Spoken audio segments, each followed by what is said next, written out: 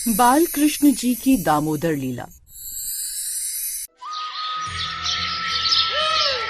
नन्हे कृष्ण बचपन से ही अपनी बाल लीलाओं के बारे में जाने जाते हैं।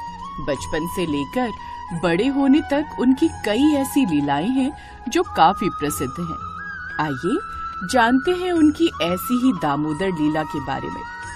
एक सुबह कान्हा जी नींद से जगे तो उठते ही उन्होंने अपनी दोनों आंखें मली, जिससे उनकी आंखों का सारा काजल फैल। उनके घुंघराले केश बिखरे हुए थे। मोर पंख उन्होंने अपने शीश पर धारण किया हुआ था। लेकिन जैसे हर बच्चे को सुबह उठते ही कोई नहीं चाहिए होता, बस अपनी मैया चाहिए होती, ऐसे ही कान्हा को भी उठते ही अपनी मैया चाहिए। वो आंखें मलते हुए बाहर आए। मैया, मैया, मैया कहाँ है? मेरी मैया कहाँ है? मैया पास जाऊंगा। उस वक्त यशोदा मैया रसोई में माखन बिलो रही थी। अपनी मैया को ढूंढते ढूंढते कान्हा जी रसोई के भीतर आए और मैया, जो दोनों हाथों से दही बिलो रही थी, उनकी बाहों के नीचे से होते हुए झट से उनके मुख के आगे आ गए। अरे कान्हा, टूट गया रे। मैया ये सब छोड़ो और ये बताओ कि तो को दूध ज्यादा प्यारो है या पूत ज्यादा प्यारो है, बता। लल्ला, ये तू सुबह सुबह उठ के कैसी बातें कर रहा है? चल हट अब आगे से और मुझको दही बिलोन दे। नहीं नहीं मैया, पहले मुझ को बता, तो को दूध ज्यादा प्यारा है या पूत? अरे ये भी कोई कहने की बात है? मुझ को पूत ज्यादा प्यारा होगा, दूध काहे को होगा? अच्छा सच्ची में मैया? फिर मुझ को बहुत जोरों की भूख लगी है। मैया तू एक काम कर, मुझ को पहले अपना दूध पिला दे, तभी मोरा पेट भरेगा। अरे लेकिन पहले मुझे ये दही बिलोन देना। नहीं नहीं मैया, मैंने कहा ना, पहले मुझ को दूध पिला दे। ओहो लल्ला, तू न मानेगा। अच्छा चल आ मेरी गोद में। अब यशोदा ने लल्ला को गोद में बिठाया और दूध पिलाने लगी, साथ ही खुद दोनों हाथों से दही बिलोने लगी। अब यशोदा मैया दोनों काम एक साथ करने लगी। यहाँ कान्हा जी दूध पी रहे थे और वहाँ चूल्हे पर रखा गैया जी का दूध उबलने लगा और उफान मारकर खुद को जलाने लगा। तभी यशोदा जी की नजर चूल्हे पर रखे दूध पर गई। अरे मोरी मैया, सारा दूध निकलने वाला है। यशोदा ने कान्हा जी को जल्दी से गोद से नीचे उतारा और झट से दूध को चूल्हे पर से उतारने के लिए भागी। हैं? अभी तो मैंने पूछा मैया कि तो को दूध प्यारा है या पूत, लेकिन तुम तो दूध को उफनता देख झट से उसके पास भाग गई मैया। ठीक है, आज ये दूध को ही देख लूंगा मैं। ये दूध तो को मुझसे ज्यादा प्यारा हो गया मैया। कोई बात नहीं, आज मैं ये दूध को ही देख लूंगा। अब मैया तो चूल्हे की तरफ भाग गई, लेकिन कान्हा ने गुस्से में डंडा उठाया और जिस मटकी में मैया दही बिलो रही थी उस पर जोर से डंडा दे मारा, जिससे वो सारी मटकी फूट गई।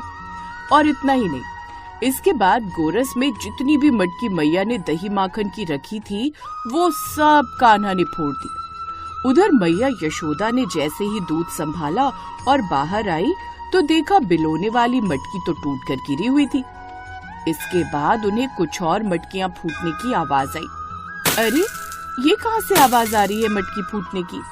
वो झट से गोरस की तरफ गई, जहाँ वो एक के बाद एक कई सारी मटकियां फोड़ने में लगा हुआ था। अरे ये क्या कर दिया तूने कान्हा? बाबला हो गया है कि क्या कर रहा है? लेकिन वो उनकी एक नहीं सुनता और एक के बाद एक मटकी फोड़न में लगा हुआ था। एक के बाद एक उसने कई सारी मटकियां फोड़ दी। मोरू लल्ला बिगड़ गया। आज अगर मैंने लाला को सबक ना सिखाया, दंड ना दिया, तो ये लाला पूरी तरह बिगड़ जाएगा। फिर यशोदा मैया ने छड़ी उठाई और कहने लगी, रुक जा लल्ला, आज मैं बताऊं तुझे। ऐसा कहकर मैया ने छड़ी उठाई और उसके पीछे दौड़ने लगी। अरे मोरी मैया, आज तो लागत है मैया हमको छोड़ेगी नहीं, भागो रे भागो। ऐसा कहकर कान्हा आगे आगे और मैया उनके पीछे पीछे दौड़ने लगी। कान्हा डर के मारे ऐसे चौकड़ी मारकर यहाँ से वहाँ भाग रहे थे मानो कोई शेर पीछे पड़ गया हो। लेकिन उसके पीछे दौड़ते दौड़ते बेचारी यशोदा मैया थक गई और बीच रास्ते में ही बैठ गई और जोर से हाँफने लगी और अपना पसीना पोंछने लगी। इतने में कान्हा जी ने पीछे मुड़कर देखा कि यशोदा मैया बैठ गई। मैया के होयो, तू भाग क्यों नहीं रही मेरे पीछे? मोको पकड़ो। अब थारे जैसी उम्र तो है नहीं मेरी लल्ला, उम्र होती जा रही है तो शरीर तो थकेगा ही ना। मैया तेरी हार कैसे दूर होगी बता? तभी यशोदा मैया बोली, मेरो लल्ला दौड़ के आवेगो और आके मोको अपने अंक में भर लेगा, उससे ही मेरी हार दूर होवेगी। ये सुनकर कान्हा जी झट से मैया की ओर दौड़ने लगे। ना, मैं अपनी मैया को कैसे हारन दे सकता हूँ? कान्हा जी दौड़े उनकी ओर, लेकिन तभी वो बीच रास्ते में रुक गए। ये देख मैया बोली, अरे क्या हुआ लल्ला, रुक क्यों गया? आ हमारे पास आ। ना मैया, मैं ना ही आऊंगा। थारे हाथ में वो छड़ी है, इससे तो मोको बहुत डर लागे है। पहले तू इको दूर फेंक दे तभी आऊंगो। और थारा का पता मैया, मोको 2-4 धर दिए तो मोको तो लग जाएगी मैया। पहले तू को फेंक। अच्छा, साची बता, ये को फेंक दूंगी तो आ जाओगे मुँह के पास? हाँ मैया, ये भी कोई कहने की बात है क्या? अच्छा, ऐसी बात है तो ई लो, अभी हम ही छड़ी फेंक देते हैं। मैया ने जैसे ही छड़ी फेंकी, कान्हा दौड़ के गयो और मैया के अंग से लग गयो और मैया से जाकर बोले, मैया तू ठीक है, तू हारे मत। पहले तो यशोदा मैया को बड़ा सुख मिला कि कान्हा जी उनकी गोद में आ गए, किंतु थोड़ी देर बाद जैसे ही मैया ने अपना रंग बदला, कहने का ढंग बदला, जिसके बाद तुरंत मैया ने लाला को जोर से पकड़ लिया और साथ ही वो छड़ी भी उठा ली। अब आयो है तू हाथ में, चल अब तो को बताऊं मैं अभी। मैया तू तो कह रही थी तू मुँह को ना पकड़ेगी। अरे वो तो मैं झूठ बोलत हूँ तो से। अच्छा मैया, तू झूठ बोलत है तो फिर ठीक है, मैं तो का लाला न हूँ आज के बाद। अब मैं पूरे गोकुल में हल्ला कर दूंगा, मैं तो नंद बाबा का लाला हूँ, यशोदा मैया का ना हूँ। मैया तो झूठ बोले हैं। हाँ तो बोल दियो जा, अब तो को न रोटी मिलेगी न माखन मिलेगा। खड़े रह पूरे दिन, सारा दिन उधम मचावे है। अब चल तू, मैं तो को बताती हूँ कि क्या करना है। आज मैं सारा दिन तुझे अच्छे से सबक सिखाऊंगी, इस ओखली से तुझे बांध कर रखूंगी। हाँ मैया ऐसा ना करो मैया।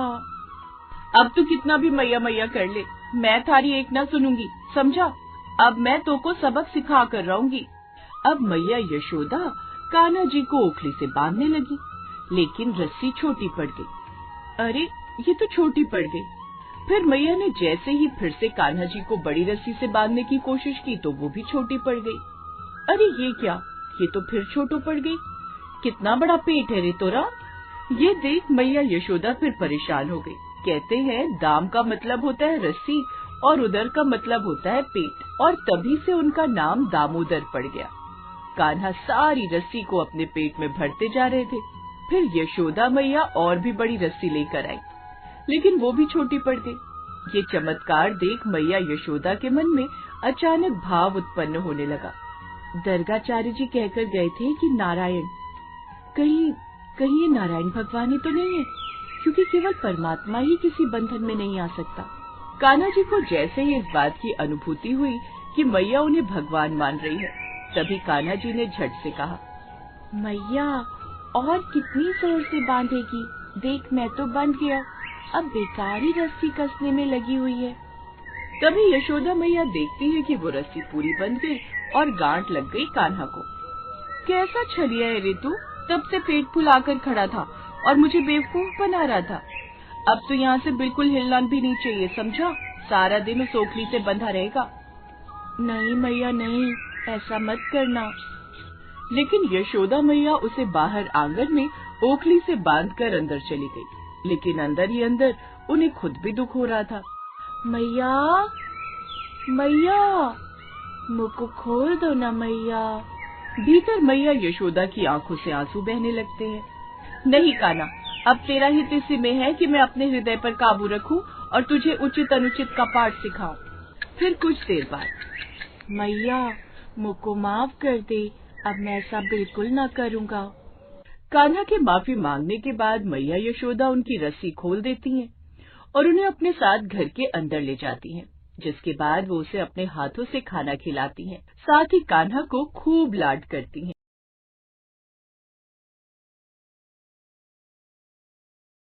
द्वापर युग में पृथ्वी पर राक्षसों के अत्याचार लगातार बढ़ने लगे। पृथ्वी गाय का रूप धर भगवान ब्रह्मा और विष्णु के पास गई। हे भगवान, धरती पर राक्षसों के अत्याचार बढ़ते ही जा रहे हैं, कुछ कीजिए प्रभु। हे नारायण, अब आपको पृथ्वी की रक्षा के लिए धरती पर 8वें अवतार के रूप में अवतरित होने का समय आ गया है। ठीक है ब्रह्मदेव, मैं पृथ्वी का उद्धार करने के लिए मानव रूप में जन्म लूंगा। भोजवंशी राजा उग्रसेन मथुरा के राजा थे। उनका पुत्र कंस बहुत ही अत्याचारी स्वभाव का था। कंस ने उग्रसेन को राजगद्दी से उतारकर कारागार में डाल दिया। सैनिकों, पिताजी महाराज को काल कोठरी में डाल दो। आज से मथुरा नगरी में कंस का राज चलेगा। आज से महाराज उग्रसेन यहां बंदी बनकर रहेंगे और मथुरा नगरी पर मैं राज्य करूंगा। आशीर्वाद दीजिए पिताजी महाराज। कंस, तू मेरा पुत्र है, ये सोचकर मुझे लज्जा आ रही है। देखना, एक दिन तेरे पाप का घड़ा अवश्य भरेगा। कंस की छोटी बहन देवकी के विवाह की तैयारियां चल रही थीं। देवकी मथुरा के राजा उग्रसेन के छोटे भाई देवक की पुत्री थी। ये कंस की चचेरी बहन थी। अरे भैया कंस, आप आइए। प्रिय बहना देवकी, कल तुम इस महल से विदा हो जाओगी। तुम्हारे बिना ये महल सूना हो जाएगा। भैया कंस, आप मुझे बहुत याद आओगे। अगले दिन देवकी का विवाह वसुदेव नामक यदुवंशी सरदार से संपन्न हुआ। महाराज वसुदेव, मैं अपनी बहन देवकी से बहुत स्नेह करता हूं, इसलिए देवकी बहन को मैं स्वयं अपने रथ पर ससुराल विदा करके आऊंगा। ये तो हमारे लिए बहुत ही सौभाग्य की बात है महाराज कंस। कंस देवकी और वसुदेव को छोड़ने चल पड़ता है। देवकी के पिता देवक उसे बहुत सारा धन धान्य संपत्ति आदि देकर विदा करते हैं। कंस देवकी और वसुदेव के साथ वार्तालाप करते हुए अभी आधे रास्ते ही पहुंचा था कि रास्ते में एक आकाशवाणी होने लगी। हे कंस, जिस देवकी को तू बड़े प्रेम से ले जा रहा है, उसी में तेरा काल बसता है। इसी के गर्भ से उत्पन्न 8वां पुत्र तेरा वध करेगा, तेरा वध करेगा। ये आकाशवाणी कैसी? नहीं, ये झूठ है। देवकी की कोख से जन्मा 8वां बालक मेरा वध करेगा? नहीं, ऐसा नहीं हो सकता। यदि ऐसा है तो मैं वसुदेव का ही वध कर देता हूं। हाँ, यही ठीक रहेगा। फिर मुझे कोई डर नहीं। नहीं भैया, इनका वध मत करो। मैं आपके आगे हाथ जोड़ती हूँ। मेरा सुहाग मत उजाड़ो भैया कंस। मैं आपसे वादा करती हूँ, मेरे गर्भ से जो भी संतान पैदा होगी उसे मैं तुम्हें सौंप दूंगी, पर इन्हें मत मारो भैया। ठीक है, मैं वसुदेव का वध नहीं करूंगा, पर तुम दोनों अब मथुरा के महल की काल कोठरी में बंदी बनकर रहोगे। कंस, देवकी तुम्हारी प्रिय बहन है, मुझे काल कोठरी में बंद कर दो, पर देवकी को छोड़ दो। कंस ने वसुदेव और देवकी की एक बात न सुनी और वसुदेव और देवकी को कारागृह में डाल दिया। देवकी वसुदेव दोनों बहुत ही दुखी और हताश हो रहे थे। स्वामी, मेरी वजह से आज आपको कारागृह में रहना पड़ रहा है। मैं ही आपके लिए दुख और विपदा का कारण बनी हूँ। नहीं देवकी, नहीं, ऐसा मत कहो। मैं तुम्हें पत्नी रूप में पाकर बहुत प्रसन्न हूं। हमें एक दिन कंस के पापों से मुक्ति जरूर मिलेगी। पर स्वामी, भैया कंस मेरी कोख से जन्मे सभी बच्चों को मार देंगे। हम क्या करें? देवकी वसुदेव कारागृह में दुख भोग रहे थे। कंस देवकी और वसुदेव को धमकाता रहता था। वसुदेव देवकी के बच्चा पैदा होता और कंस कारागृह में आकर देवकी के हाथ से बच्चे को छीन लेता। ला, ये पुत्र मुझे दे बहना। भैया, मेरे पुत्र को मत मारो भैया। नहीं स्वामी, हमारा पुत्र मैं अपने सामने ही अपने सभी पुत्रों का वध होते कैसे देख पाऊंगी। देवकी बेहोश हो जाती है। हे ईश्वर, कोई रास्ता दिखाओ। कंस के अत्याचारों से हमें कब मुक्ति मिलेगी प्रभु। देवकी, आंखें खोलो। कंस बहुत ही क्रूर और अत्याचारी राजा था, जिससे प्रजा बहुत डरती थी। दुराचारी कंस ने वसुदेव देवकी के 7 बच्चों को जन्म लेते ही मार डाला। अब 8वां बच्चा होने वाला था। देवकी के 8वें पुत्र के जन्म का समय निकट आ रहा है, इसलिए पहरा और भी बढ़ा दिया जाए। जो आज्ञा महाराज कंस। देवकी वसुदेव के कारागृह में बंदी रहने की बात नंद गांव में वसुदेव के मित्र नंद के कानों तक भी पहुंची। दुराचारी महाराज कंस ने वसुदेव और देवकी को कारागृह में बंदी बना रखा है। देवकी के 8वें पुत्र के जन्म का समय निकट आ रहा है और इधर यशोदा को भी बच्चा होने वाला है। मुझे उनकी सहायता करनी होगी। 8वें बच्चे की रक्षा का उपाय सोचना होगा। जिस समय वसुदेव देवकी को पुत्र पैदा हुआ, उसी समय संयोग से यशोदा के गर्भ से एक कन्या का जन्म हुआ, जो और कुछ नहीं सिर्फ माया थी। भाद्रपद के कृष्ण पक्ष की अष्टमी को रोहिणी नक्षत्र में श्री कृष्ण का जन्म हुआ। उनके जन्म लेते ही जेल की कोठरी में प्रकाश फैल गया। वासुदेव के सामने शंख चक्र गदा एवं पद्मधारी चतुर्भुज भगवान ने अपना रूप प्रकट कर कहा, वसुदेव, मैं बालक का रूप लेकर देवकी के गर्भ से जन्म ले चुका हूं। मेरा ये अवतार कंस के संहार के लिए ही हुआ है। अब देर न करो, तुम मुझे तत्काल गोकुल में नंद के यहां पहुंचा दो और उनकी अभी अभी जन्मी कन्या को लाकर कंस को सौंप दो। ये कहकर भगवान विष्णु अंतर्ध्यान हो गए। देखते ही देखते वसुदेव जी की हथकड़ियां अपने आप खुल गईं। कारागृह के द्वार अपने आप खुल गए। सभी पहरेदार सो गए। देवकी बेहोश अवस्था में थी। वसुदेव कृष्ण को एक टोकरी में रखकर गोकुल को चल दिए। बारिश और तूफान के बीच नन्हे कृष्ण को उठाए वसुदेव चल रहे थे। यमुना जी का जल स्तर तो बहुत ऊपर हो रहा है। कैसे जाऊं अपने नन्हे बालक को लेकर।